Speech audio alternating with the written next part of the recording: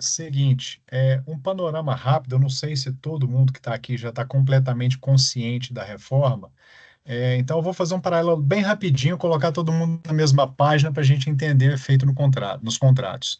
A gente teve a emenda constitucional, num primeiro momento, fazendo alteração na Constituição Federal para que a reforma pudesse acontecer.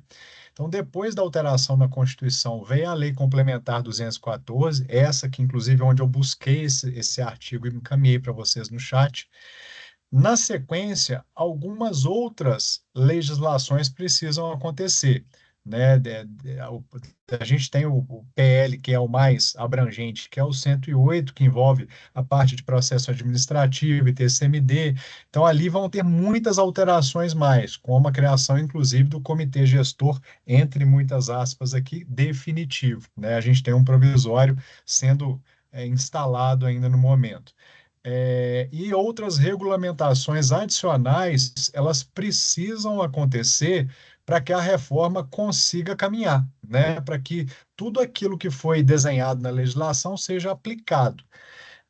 Basicamente, a gente vai ter uma alteração no nosso sistema de tributação, a gente vai ter aí a substituição do PIS e da COFINS, IOF, Seguros, IPI, para a CBS, o ICMS e o ISS para o IBS, tá? Alguns produtos, 5% deles, será mantida a incidência do IPI, tá? Então, em relação a 5% dos produtos, a alíquota do IPI vai ser mantida tal como está. O que é importante destacar? O IPI não vai ser extinto, tá? As alíquotas vão ser zeradas, porque na Constituição, inclusive, há a previsão que não pode incidir um imposto sobre outro, tá? Especificamente imposto, mesmo fato gerador. A gente tem um cronograma, né, que começa em 2026 com a virada de chave, então, aliás, desculpa, 2026 com momentos de teste, né, para testar o sistema, ver se tudo está caminhando bem. Algumas adaptações ainda serão desenvolvidas e em 2027, efetivamente ali começa a incidência tributária de uma maneira diferente. A partir de 27 a gente não tem mais PIS e COFINS, tem lá a CBS. E aí, de 2028, 29 até 2033, é um período transitório em relação ao ICMS e ISS, que vão passar gradativamente a ser reduzido e a alíquota do IBS vai sendo aumentada proporcionalmente. Tá? Então, é uma substituição gradativa para ICMS e ISS. O que que isso gera para a gente? Alteração na base de cálculo. Então, a gente começa a ter uma base de cálculo um pouco diferente do que é hoje. Alguns elementos que não constavam passam a constar dessa base de cálculo. Não vou detalhar todos aqui, mas é importante vocês entenderem que haverá mudança na base de cálculo, tá? Um outro ponto importante é que a gente vai ter uma alíquota também diferente. Para alguns segmentos, a gente vai ter um percentual redutor dessa alíquota, cuja expectativa é que fique entre 26 e 28, estão ponderando por volta de 27,97. Até então, isso foi retirado de um próprio normativo da Fazenda, um parecer normativo que foi publicado há tempo atrás, tá? Mas, basicamente, a gente já precisa entender que teremos uma alíquota nova. Por ocasião dessa mudança, além da alíquota da base de cálculo, a gente vai ter uma modificação em relação ao momento de ocorrência do fato gerador e do local da operação. Ou seja, vocês estão compreendendo que o volume de mudança é bem expressivo, né? Tudo muda, tudo muda.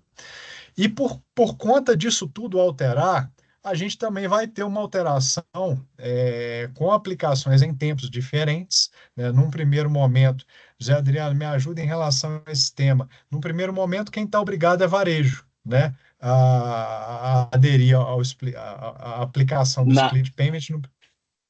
na Sim, verdade, como que a gente está ouvindo, né? São, vamos dizer assim, são informações esparsas, né? Uhum, A visão de momento é que em 2027 será opcional para o B2B. Então, o meio de pagamento que tiver interesse, então vamos pegar um exemplo que a Cielo foi lá e se adaptou e está pronta. Então ela vai se oferecer para ser, e aí empresas que operem ali com a Cielo naquele processo de pagamento, B2B, vai poder fazer a opção e testar. Da mesma forma, uma empresa qualquer quer, e aí se é por Pix ou se é por boleto ou TED, ela vai poder se candidatar. Então, essa é a visão para 27. A partir de 28, se espera uma obrigatoriedade gradual, e aí ainda é confuso sobre o quanto é facultativo e o quanto é obrigatório, né? Ainda não tem uma definição clara. Inclusive, parte do split está nos vetos que serão votados ainda em uhum, junho, no Congresso. Então, acredito que, por enquanto, a gente tem alguns cenários, né, mas ainda incertos com relação ao início e à obrigatoriedade. E em termos de processo e sistema, está muito atrasado em relação a todos os outros sistemas. Então, ainda não está definido como vai funcionar o split payment. O SERPRO e a Receita Federal, até onde a gente sabe, nem começou a desenvolver, porque ainda está no âmbito do grupo de trabalho FEBRABAN, empresas e fiscos, o desenho da estrutura e do processo. obrigado, Zé Adriano. Então, Mas, pessoal, o Alvin, deixa eu só falar mais uma coisa, né? Nunca. Mas se o pessoal entender que faz sentido, a gente pode programar para a próxima reunião ou para a segunda próxima, falar de split payment e trazer o cenário atual, tudo que a gente sabe, qual é o cenário e as possibilidades. É só o pessoal acionar a Poliana, colocar no chat aí, né? Seja esse tema ou outro qualquer, a gente traz com mais detalhes. que aqui basicamente isso gera um impacto no fluxo de caixa, né? A gente tem momentos, voltando aqui, né? O momento de fato gerador acontecendo de uma forma diferente, o local da operação sendo definido de uma forma diferente, sempre prioritariamente buscando o destino, a base de cálculo sendo alterada, ou seja, a gente passa a ter mais elementos dentro da base de cálculo, e a gente também tem a alteração de alíquota, né? Essa alteração de alíquota, ela acontece de uma forma, por tudo que já estudei até agora da reforma, muito mais agressiva em relação ao prestador de serviço do que os demais segmentos. Indústria e comércio, por exemplo, a gente entende que a depender do cenário, e a depender da percepção dessas entidades, elas vão ter ali uma possível redução de carga. Tá? Isso é ainda falando em tese, sem tantas confirmações. Tá? Por quê? A reforma, um dos objetivos dela é trazer a estrutura da não cumulatividade, ou a neutralidade tributária, até que se chegue ao consumidor final, que é efetivamente quem paga a conta. Basicamente, o que eu quero dizer com isso? Que as empresas elas vão ter uma formatação completamente distinta, por tudo que mostrei aqui para vocês, de apuração desses tributos, e vão ter que ter outras preocupações, como, por exemplo, olhar para a cadeia, seja adiante ou para trás, né, na compra de insumos, para que ela consiga tirar o maior proveito possível, o melhor aproveitamento dos créditos que irão, consequentemente, reduzir o quanto é em tributo a pagar. Tá? Isso aí a gente consegue gerar uma alíquota efetiva, se há um bom aproveitamento da estrutura creditória, uma alíquota efetiva mais reduzida. Tá? Porque, basicamente, se a gente tem um volume maior de crédito para aproveitar, o volume de tributo a pagar adiante vai ser um pouco menor. Isso é um ponto extremamente relevante, porque passa pela relação contratual algumas providências. Tá?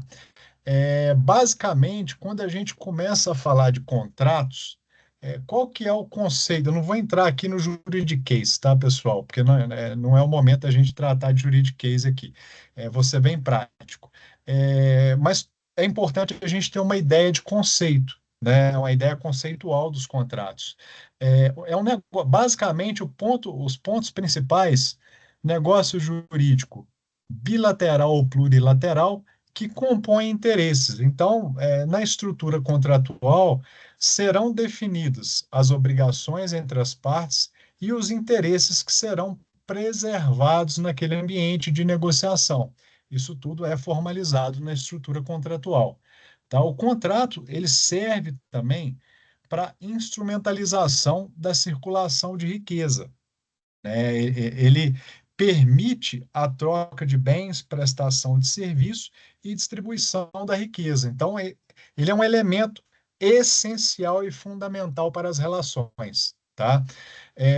Algumas pessoas podem dizer, mas na prestação de serviço, que às vezes é só uma pequena ordem de serviço.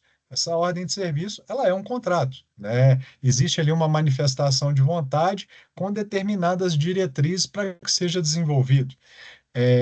A promoção da justiça contratual, ela precisa ser observada entre as partes para não gerar um desequilíbrio de força.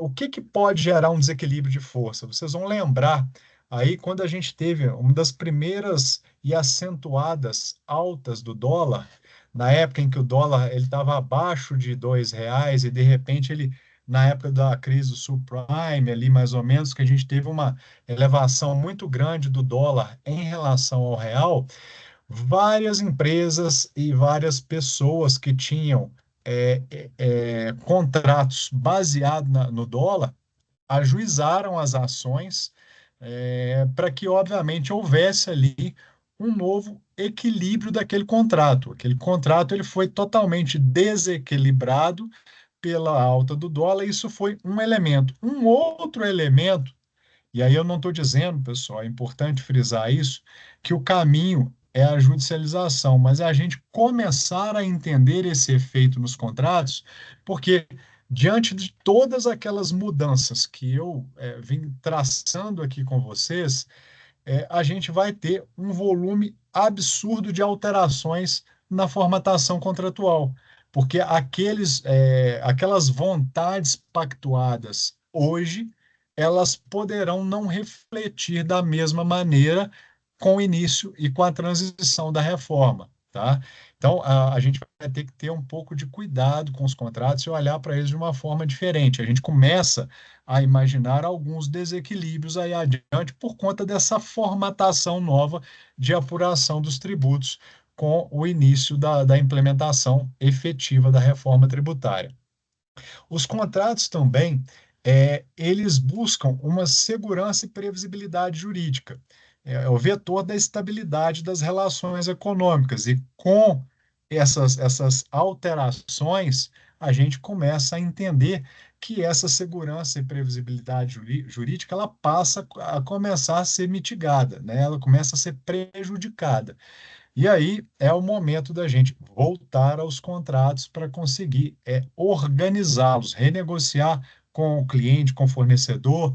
E aí é importante destacar, né, que como a gente tem uma primeira virada de chave em 2027, todos aqueles contratos e relações que perpassam, né, ao longo dos anos, contratos de longo prazo, que vão adentrar em 2027, eles precisam estar no nosso radar. Todo contrato que ainda não estiverem desenvolvido, mas que obviamente vai ultrapassar esse período, a gente tem que estar com isso no radar.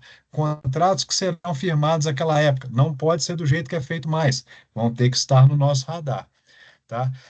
A realização de interesses sociais e coletivos também é algo que é protegido na relação contratual. Aqui eu não vejo tantas arestas, né, mas é um ponto importante de se frisar, porque está relacionado aos conceitos da estrutura contratual. E o desenvolvimento econômico e eficiência, né? Redução de custos das transações, porque a partir do momento que a gente começa a ter um desequilíbrio que afeta preço, afeta o creditamento, afeta a responsabilidade entre quem concede o crédito ao longo da cadeia, a gente começa a ter algumas preocupações mais que poderão aí acarretar alguma desestruturação comercial com nossos clientes ou fornecedores, tá? Um trabalho que é muito interessante de se desenvolver, e aí é um ponto que você está com todos nós, que estamos aqui trazendo esse apoio para vocês, é esse olhar para a cadeia, né, José Adriano? É observar a cadeia em que o seu negócio está inserido para que a gente consiga enxergar possíveis impactos. E aí não é só o contrato, é se aquele fornecedor ele tem a potencialidade necessária para o fornecimento de crédito, como é que nós vamos trabalhar essas relações. Isso tudo é importante, é um trabalho preventivo que tem que ser feito nesse momento. A gente tem que aproveitar enquanto dá tempo de fazer. Na hora que estiver no olho do furacão, a coisa pode complicar um pouco mais, né? E aí, obviamente, dentro das metodologias aplicadas, a gente tem como ir fazendo isso durante esse período todo, até, obviamente, esgotar ali as análises antes ainda de 27, né? Que é o ponto principal para a gente. Bom, também é importante destacar pontos críticos, tá? E aqui são alguns pontos críticos que eu destaquei em relação à questão contratual, tá? Diante de tudo que trouxe para vocês em relação a alterações que irão ocorrer com a reforma, bem como o conceito de contrato, alguns pontos eu já coloco aqui, óbvio que tem mais pontos além desses, mas alguns pontos coloco aqui que são fundamentais para que a gente comece a raciocinar e, com o tempo, corrigir rota junto a clientes e fornecedores, né? A gente tem cláusulas de repasse tributário. O que é essa tal cláusula de repasse tributário?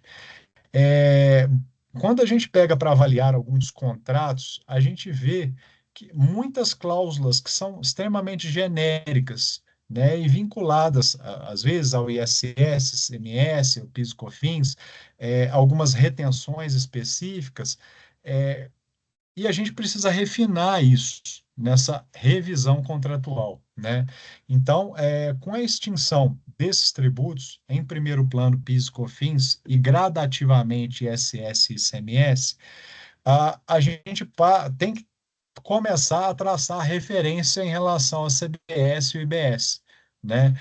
Tornando o repasse é, para não tornar esse repasse ineficaz e preservar ali a relação contratual, porque obviamente que não é interesse de ninguém brigar com o cliente ou com o fornecedor, né? Ter que judicializar, criar um embate judicial para resolver isso lá na frente. Dentro do conceito de contratos e tudo que circunda, eu falei muito sobre a questão do equilíbrio econômico-financeiro. Citei aqui, até aquele exemplo de alta do dólar.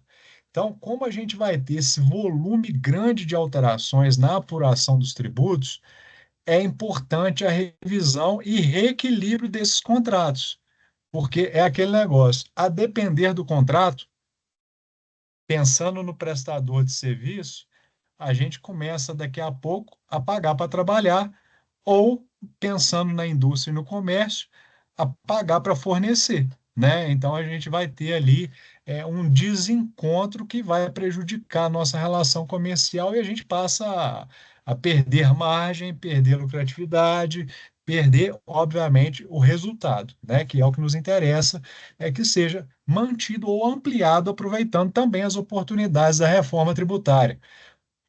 A reforma ela vem com muitas alterações que trazem mudanças de rota, mas também trazem boas oportunidades. A gente tem que conseguir focar e concentrar nelas para a gente tirar o maior proveito possível, né? Não olhem para a reforma como algo só negativo, porque tem muita coisa positiva ali também. Cláusula de responsabilidade tributária e split payment. O que que isso É isso, é? gente. Oi? Alguém Algum tá. áudio aberto aí indevidamente. Não é o susto do que eu estou trazendo aqui, não, né? Espero que não. Bom, cláusula de Desculpa, é Max. responsabilidade. Foi sem querer aqui, Luiz. O meu telefone que disparou aqui um áudio aqui. Não, Tá mas não é tranquilo. susto com o que eu estou trazendo aqui, não, Não, né? não é não, não é não, não é não. Não, tá certo. sem problema. Cláusula de responsabilidade tributária e o split payment. O que eu estou querendo trazer com esse elemento para a gente, que é um elemento que tem que estar no nosso horizonte? Nessa nova sistemática Esse de telefone tá retenção muito e doidão, repasse velho. de crédito, especialmente crédito, e forma de apuração no fluxo de caixa, é algo que a gente comentou um pouquinho atrás aqui falando do split payment, que vai alterar o time de tudo, né? Isso pode, obviamente, alterar o fluxo de caixa e atribuir novas responsabilidades, porque na medida em que a gente passe a fazer um maior aproveitamento do crédito, isso vem com uma responsabilidade muito grande de que a cadeia antes da nossa operação tenha cumprido a parte dela. Então, isso vai gerar um efeito nos contratos. Vou dar um exemplo muito simples. Pode ser uma cláusula estruturada em contratos a necessidade do nosso fornecedor apresentar a comprovação do recolhimento tributário, né? Porque aí é um ponto até que nós discutimos em reuniões anteriores, a questão da presença da certidão negativa de débitos. Porque aquele fornecedor que tem uma certidão positiva com efeito negativo, para ambiente licitatório, nada há de prejuízo. Mas quando eu estou falando na nossa relação de aproveitamento de crédito, será que o tributo que ele está deixando de pagar em dia e parcelando tem relação com o crédito que eu deveria estar aproveitando? Então, isso tudo precisa ser observado e pode ser traduzido em obrigação contratual, né? A questão da comprovação.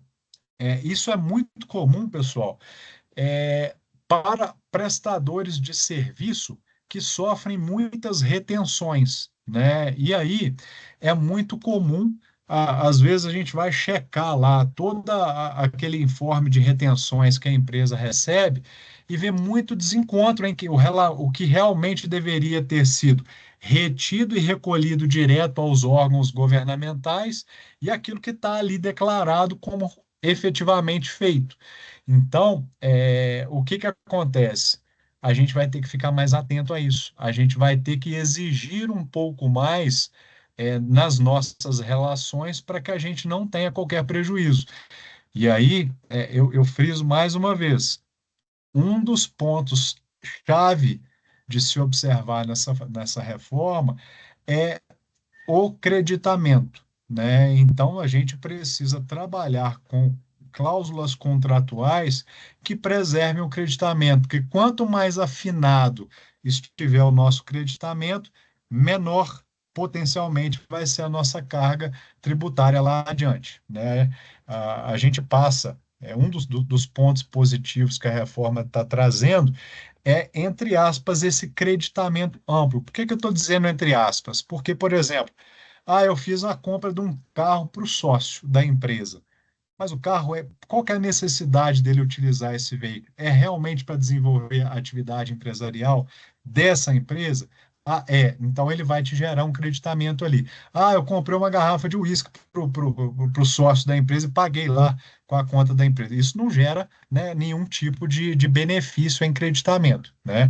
Então, é uma relação que quando a gente tem com os nossos fornecedores um certo ajuste contratual, a gente fica, de certa forma, muito mais preservado e consegue atuar na utilização dos créditos de forma ampla, tá? Cláusula de formação de preço e reajuste. Lembra que eu comentei com vocês a respeito dessa mudança transitória na apuração dos tributos? A gente tem uma virada de chave num primeiro momento em relação à CBS, então, PIS e COFINS sai do nosso radar, entra a CBS. Mas o ISS e o ICMS, eles serão gradativamente reduzidos e substituídos também de forma gradativa pelo IBS. Então, a gente vai ter uma forma de apuração dos créditos do IBS diferente. Ela também será proporcional a esse ajuste, ao longo de esse período de transição. E aí eu estou falando que isso inicia em 27 e termina em 33. Esse ajuste na formação do preço, que vai impactar, obviamente, na formação do preço, ele precisa ser tratado, ele precisa estar regulamentado nessa relação contratual, porque é a mesma situação que a gente se deparou. Kleber, pode falar. É, boa tarde, Alvin. Eu fiquei com uma dúvida no seguinte sentido. A Receita ela não é boba, ela faz os cálculos todos aí antes de fazer qualquer coisa, né? Até a mudança do PIS do PIS e COFINS, né? Ele fez um teste primeiro com o PIS para ver qual que era a alíquota lá, para saber qual que era a alíquota da COFINS. E mandou lá um valor lá da COFINS. No caso aí do CBS e IBS, vai respeitar essas mudanças? Eu sei que vai reduzir de um lado e vai aumentar do outro, mas eles vão respeitar aí o prazo nonagesimal? Ó, o que que acontece? Porque olha só, a gente já tem a alteração ocorrida na Constituição e a gente já tem uma lei complementar publicada. A lei que traz esse norte para o formato das operações, ela já está publicada. Então, em 2027, ela já vai ter ultrapassado o período nonagesimal e também a anualidade, né? Então, a gente já tem uma lei com plena capacidade jurídica de se aplicar efeitos imediatos a partir de 27, que é quando ficou programado para que acontecesse. Então, a anterioridade ela já não interfere na lei complementar, mas óbvio, alguns ajustes que vierem adiante, porque a lei complementar ela pode passar por alterações, né? E se esses ajustes vierem de tal maneira que há necessidade de se respeitar ou a noventena, que é os 90 dias, ou a anualidade, isso obviamente vai ter que ser respeitado, tá? Mas basicamente, para 27, a gente já tem uma mudança, uma virada de chave completa em relação ao PIS e a COFINS e inicia gradativamente ao ICMS e o ISS, que aí a gente vai caminhar com o sistema em dupla apuração, formatos de apuração diferentes para ambos, tá? Um outro ponto que é importante a gente atentar está relacionado com créditos que as empresas já têm e que ainda não terão sido utilizados até 2027. Existe um grande receio na forma de aproveitamento desses créditos, e há um trabalho que a gente tem desenvolvido muito com os clientes para acelerar o levantamento e apuração de possíveis créditos a compensar, para já começar esse trabalho o mais rápido possível, para a gente não chegar ali na virada de chave e ter problema de compensação, tá?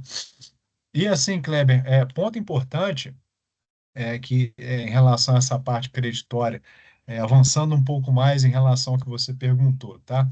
É importante a gente destacar que com essa modificação do time de apuração, né, a tendência é a gente achatar isso para e quando todo mundo estiver usando o split payment, tudo acontecer automaticamente ali no a tempo e modo, crédito e débito acontecendo ali o tempo todo.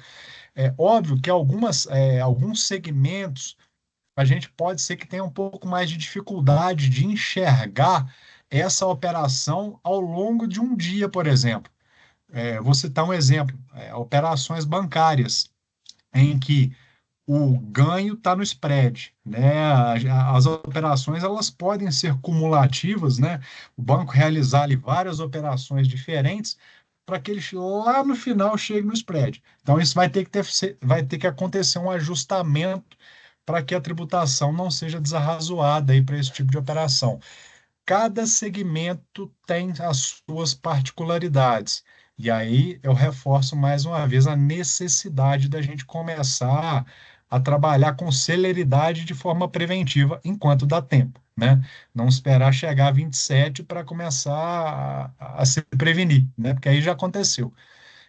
Zé Adriano, como é que eu estou de tempo aí? Tá tranquilo? Tá tranquilo, você tem 15 minutos aí sossegados. Tá, não, perfeito, obrigado. Kleber, ficou tudo tranquilo? Respondi, tirei sua dúvida? Não, é porque assim, o empresário ele fica um pouco perdido, né? Por exemplo, você pega lá no mês de janeiro de 2027, a alíquota do CBS sei lá, 3%. E principalmente na parte de serviço, que vai ter um grande impacto nisso aí, né? Aí, sei lá, Uhum. aí quando é janeiro, quando for em fevereiro, aí eles veem a arrecadação, agora não é 3, é 7. E isso, para os contratos, ele afeta no preço lá, sabe? Principalmente na parte de serviço que tem uma carga tributária maior, a princípio a gente percebe isso aí, e talvez a importância da cláusula aí de repasse tributário nesse sentido, porque não vai ter a noventena aí, a alteração de 3 para 7, de janeiro para. O empresário não tem o tempo suficiente para poder ver isso aí dentro de contrato, era mais nesse sentido aí.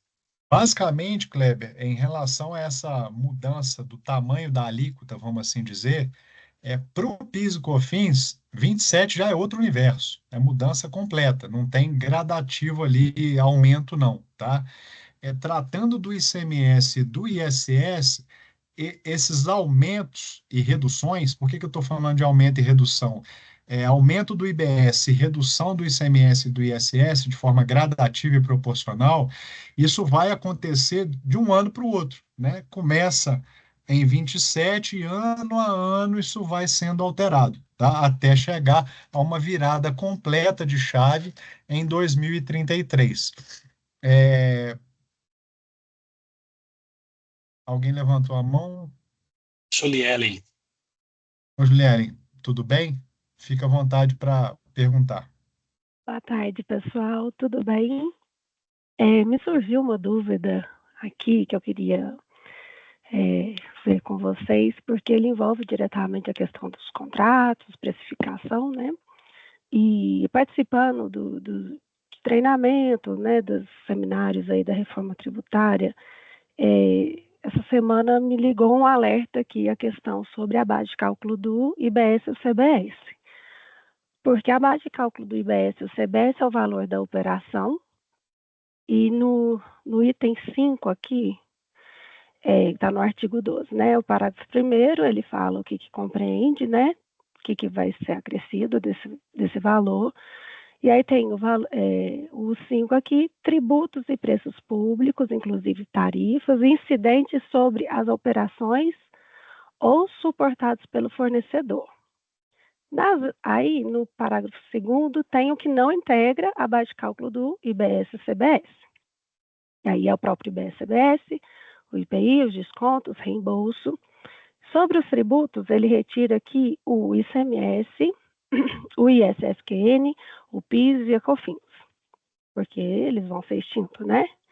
E a minha dúvida que eu fiquei é, como o IBS e o CBS, ele é o tributo tanto para produtos, né, para bens e serviços, na questão dos serviços, a gente vai continuar tendo, né, as retenções de imposto de renda, INSS, e não sei como é que vai ficar o NIF, como que eles vão tirar isso aí, essa questão da retenção no futuro.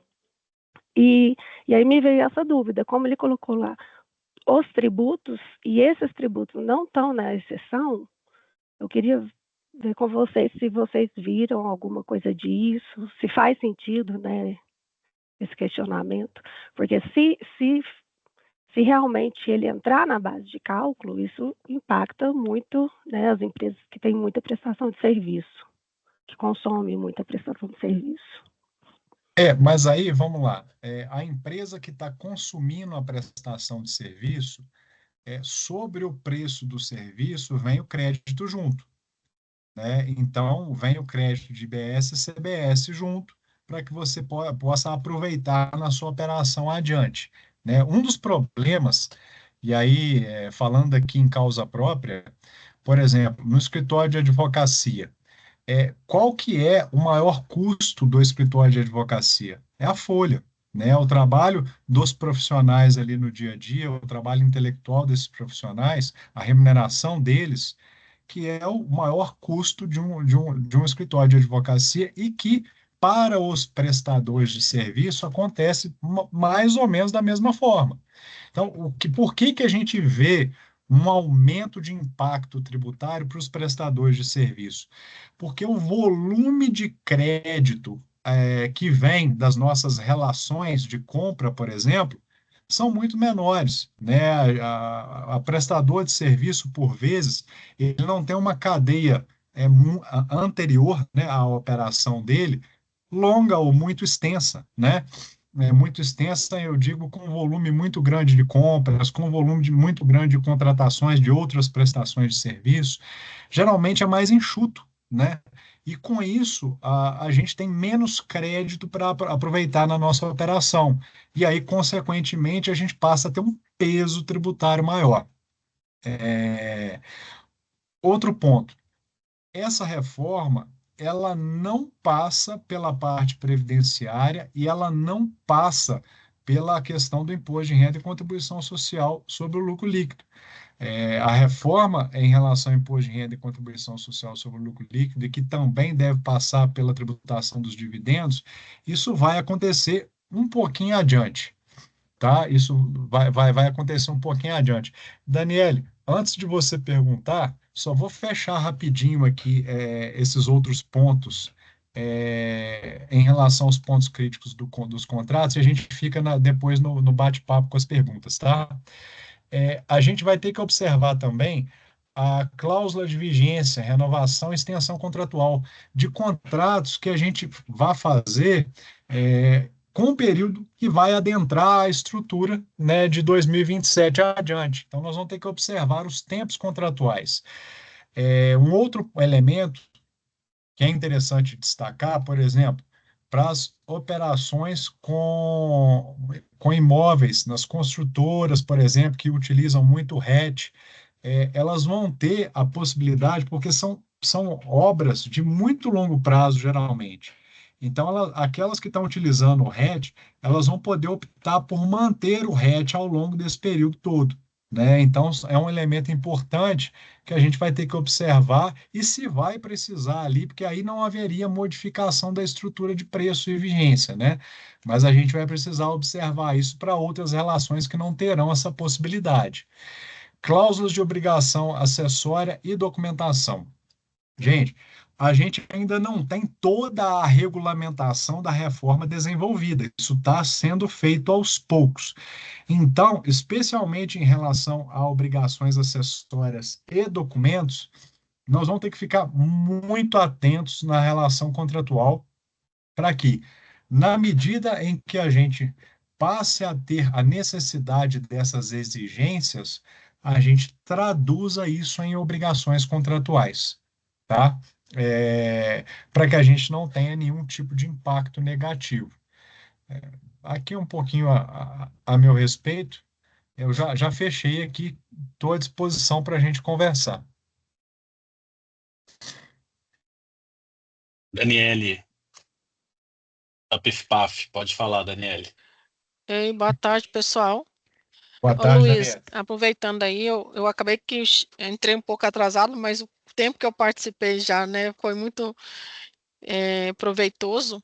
E aí, quando você fala de contratos, né, a gente tem aqui, né, eu estou falando da empresa PIF-PAF, do grupo PIF-PAF, contratos de integração, né, de co-integrados, lá que vem Deus lá do Estatuto da Terra, Lei da Integração, né, algumas essas operações. Então, até alguns debates a gente levou esses pontos, porque hoje a gente tem remessa, retorno de integração, tem a parte lá do produtor que não é um serviço, né, que está ali, né, na incidência hoje do ICMS, do PIS e COFINS, e aí a gente às vezes tem a alíquota zero e algum benefício.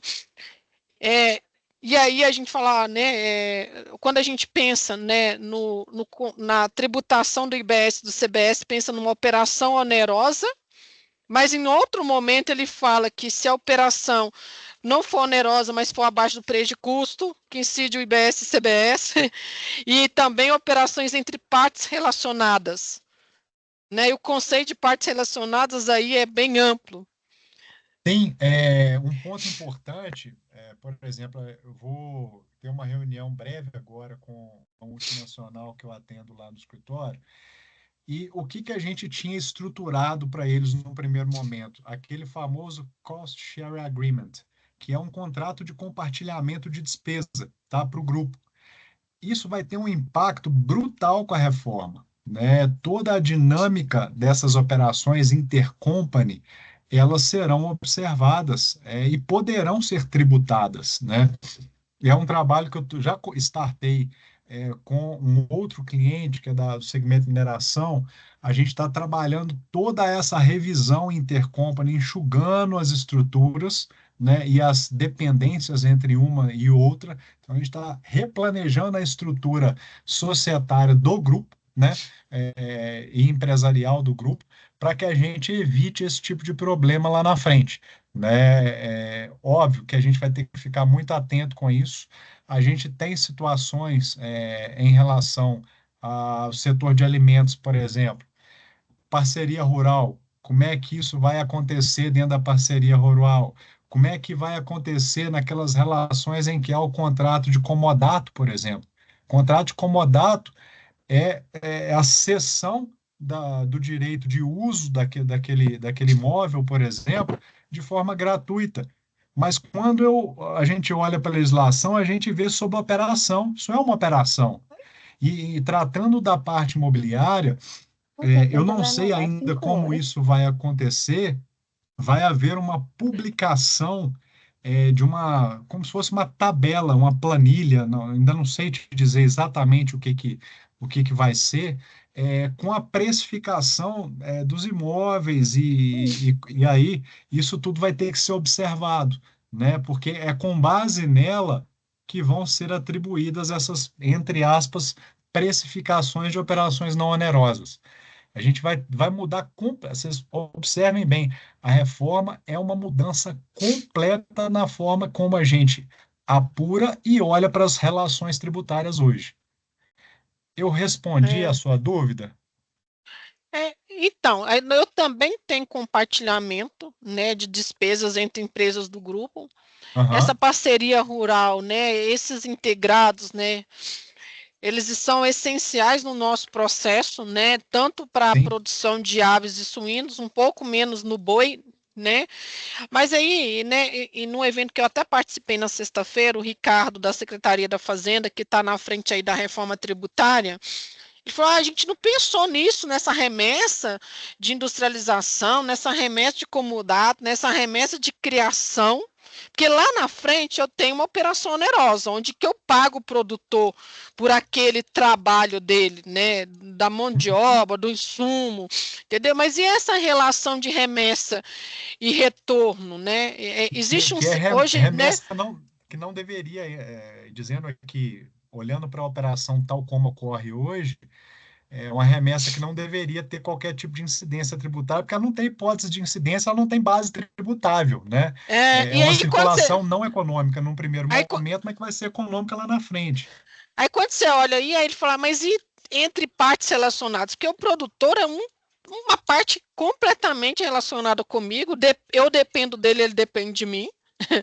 Senão eu não tenho frango, não tenho suíno, toda a minha produção, e né, vamos falar assim, as grandes empresas do agro têm integração de aves e suínos, e assim, e aí fala, não tem mais essa classificação de CFOP, é C-Class, e aí a gente não tem um C-Class que vai cuidar de remessa e retorno, né? O que vai ser? Ele vai ser diferido, vai ser suspenso, né?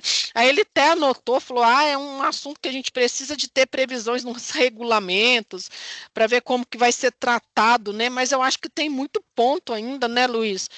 Que tem que ser muito bem tratado, porque é uma operação que sem ela não acontece a operação. Exatamente. Você não consegue chegar no final da sua operação sem que isso Sim, aconteça, né? Isso é essencial. E assim, nós vamos ter que olhar muito firme para as regulamentações que ainda estão por vir, tá? Porque agora, basicamente, a gente teve uma primeira alteração que eu falo que é a alteração de espinha dorsal, né, que é a questão da alteração na Constituição, foi a primeira, e agora a gente começa a ter as demais acessórias, que eu falo que é a alteração das costelas, né, que vão compor a espinha dorsal ali. Então, a gente vai precisar se atentar para ver como que isso vai ser tratado, né? Invariavelmente, a gente acredita que a reforma ela vai sanar algumas demandas do contencioso, por exemplo, essa questão de aproveitamento de crédito PIS e COFINS, que para a gente é uma coisa sem pé nem cabeça a forma como isso é observado hoje pelo fisco, mas a gente sabe que algumas outras questões não estão sendo totalmente abordadas, e é normal que isso aconteça num primeiro momento, tá? Mas pode levar à necessidade de uma judicialização, da gente buscar algum direito ali no judiciário. Mas a gente tem que se atentar às novas regulamentações que ainda estão por vir para ver se realmente essas nossas impressões iniciais elas vão ser confirmadas, né? Para ver se realmente a gente vai ter esses obstáculos dali adiante. Ótimo, obrigada. As ordens. Ronaldo, Ô, Luiz, boa boa tarde, Luiz, tarde. tudo bem? Tudo bem, graças a Deus, contigo. Beleza. Vou ficar melhor ainda depois que eu sanar essa dúvida aqui. Eu, Se eu souber conseguir te ajudar, vai ser um prazer. eu vou voltar naquele questionamento da Juliele, porque ficou muito claro para mim aquela resposta. Tipo assim, ó, a dúvida minha, não sei se vai ser a mesma que ela tentou explicar, porque é o seguinte, na hora da composição da composição do serviço, é, ele está embutido todos os impostos que incidem, que eu só simplesmente retém e repasso. Mas no momento aqui da 214 aqui, onde ela informa o que não compõe a base de cálculo, no momento ele fala que vai ser tirado o IBS e o CBS, aí dá o exemplo de CMS, PIS e COFINS. A dúvida nossa é o seguinte: as retenções, o ISS, o INSS, que estão ali dentro, elas vão ser retiradas junto com o ICMS? Ó, vamos voltar aqui na base de cálculo, tá? Voltei aqui no slide da base de cálculo. Basicamente, o que se busca evitar? É o que aconteceu, por exemplo, com a tese do século, né, que é a retirada do ICMS da base de cálculo do PIS e da COFINS e que gerou todas aquelas outras discussões acessórias, tá? O que se pretende evitar é que um tributo incida sobre o outro, Uhum. tá? E aí, o que ele está retirando desse cálculo? Essas incidências tributárias. Por exemplo, quando eu for calcular o meu CBS, eu vou ter que tirar da minha base de cálculo todos os outros tributos existentes. Então, a gente começa a tirar os outros tributos para formar a base de cálculo de incidência. A gente vai ter que fazer uma apuração tributária. Gente, nós não vamos ficar livre da dupla, tripla ou quádrupla confirmação da apuração tributária ao longo desse período de transição e até um pouquinho depois dele, né, para ver se está tudo caminhando de forma correta. Não vamos ficar livre dessa demanda. Muito quando a gente observa, por exemplo, a apuração no lucro real, tá?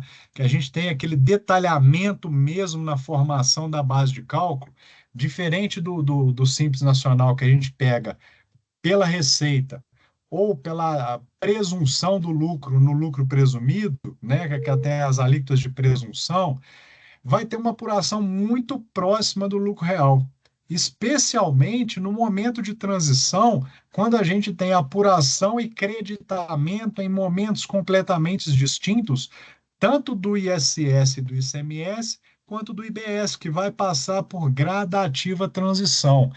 Então, basicamente, quando ele fala em retirar da base de cálculo, ele está retirando daquele valor em que vai ser a referência para a gente aplicar a CBS e o IBS, tá?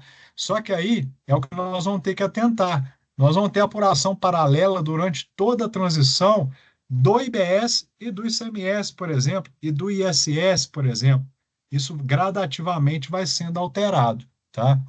Eu não sei se eu respondi exatamente aquilo que você precisava, senão pode avançar um pouco mais na pergunta, que vamos tentando explorar aqui aquilo que você precisa.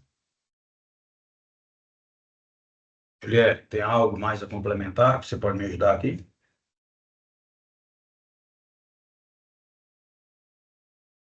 Ah, O André. não, Desculpa, Juliane, pode falar. não, pode falar, eu ainda continuo, assim, como não está explícito que é excluso, né? E esses impostos na questão de serviços, né? Eles são suportados pelo fornecedor, então, no caso, ele compõe a base de cálculo.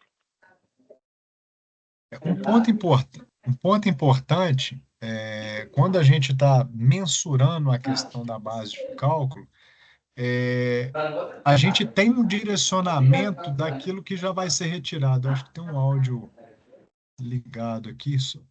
E aí o que que acontece? Dentro desse direcionamento, a regulamentação acessória, e isso é normal, tá?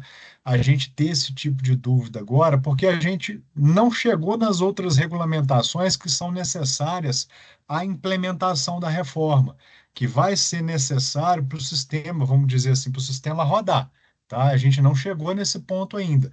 Isso ainda vai acontecer. Então, nessas demais regulamentações, isso vai ficando cada vez mais claro, tá? Vai ficando cada vez mais claro.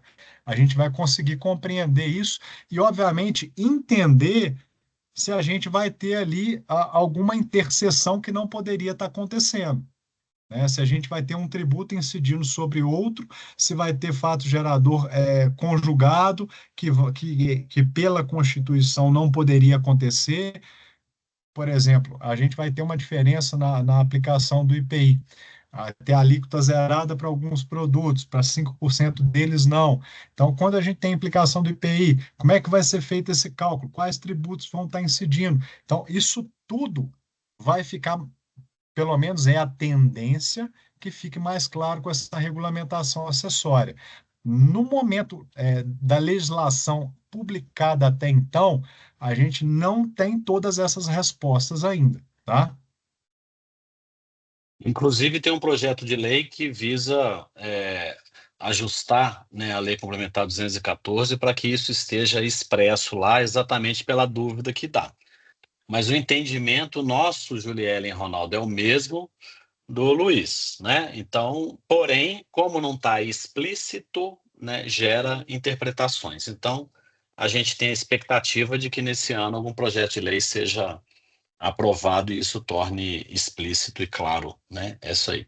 E com relação às retenções, para aproveitar que é uma dúvida que alguns colocam por aí afora e a gente colocar todo mundo na mesma página, a partir de janeiro de 27, não tem mais retenção de PIS ou de COFINS, porque eles deixam de existir.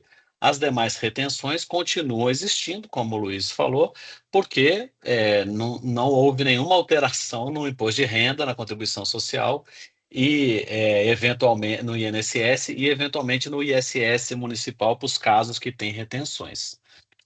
O André quer falar. E aí, Alvin, tem que ser o último aí, porque senão a gente não consegue Vai até às 8, né? matar os. Pode falar, André. Bom, pessoal, boa tarde, tudo bem? Boa tarde. Pode deixar que eu já fiquei de olho na hora aqui. A minha questão é bem rápida, eu acho. Quando a gente estava falando do CNPJ, a gente comentou a questão do aluguel, que aí vai passar, enfim, né, vai ter que ter o CNPJ e tal, mas aí me lembrou uma outra dúvida, que é o arrendamento, né? Porque nós temos, eu trabalho na CGN, né, que é uma empresa de geração eólica e solar, então nós temos ali diversos contratos de arrendamento com os donos das terras nas quais os nossos parques se encontram instalados. E aí me surge a dúvida, né? Me parece que assim, o arrendamento ele certamente será tributado pela CBS e IBS, só que me parece que tem uma condição especial, certo? Aí eu queria entender de vocês aí, se vocês sabem como está essa questão atualmente. Arrendamento vai ser tributado da mesma forma, porque o arrendamento nada mais e aí fazendo um paralelo aqui bem chulo, tá? Ele é o contrato de aluguel, de locação, do imóvel rural. Basicamente é isso, tá? Então, o arrendamento, para esse fim, né? A gente assessora lá também algumas empresas de energia e a gente está revisando os contratos nesse sentido, tá? Porque a gente tem até, inclusive, situações diferentes até a efetiva implementação do projeto. Então, você tem uma série de combinados ali que precisam ser repassados, né? Até que, obviamente, haja a implementação do projeto fotovoltaico ou qualquer outro que seja necessário ser desenvolvido, né? E aí, o entendimento é o mesmo para o